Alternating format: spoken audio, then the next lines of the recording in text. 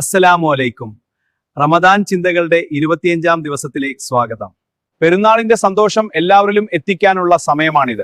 ഫിത്ർ സക്കാത്ത് എന്നത് വെറും ഒരു ദാനമല്ല, അത് ഓരോ മുസ്ലിമിന്റെയും കടമയാണ്. നമ്മൾ കഴിക്കുന്ന അതേ ഭക്ഷണം മറ്റുള്ളവർക്കും ലഭിക്കുന്നു എന്ന് ഉറപ്പുവരുത്തുക.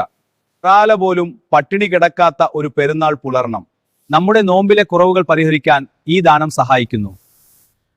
നൽകുന്നവന്റെയും വാങ്ങുന്നവന്റെയും അന്തസ്സ് കാത്തു സൂക്ഷിക്കുക. പാവപ്പെട്ടവന്റെ മുഖത്തെ പുഞ്ചിരിയാണ് ഏറ്റവും വലിയ പുണ്യം. നന്ദി സഹോദര, അള്ളാഹു നിന്നെ അനുഗ്രഹിക്കട്ടെ.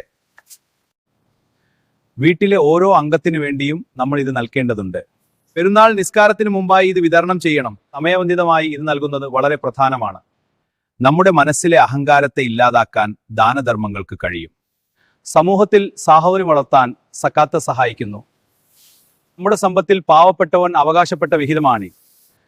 ഈ പുണ്യമാസത്തിൽ എല്ലാവർക്കും വേണ്ടി ദുആ ചെയ്യുക. അള്ളാഹു നമ്മുടെ നോമ്പും സക്കാത്തും സ്വീകരിക്കട്ടെ. പെരുന്നാൾ ഒരുക്കങ്ങൾ സന്തോഷകരമാകട്ടെ.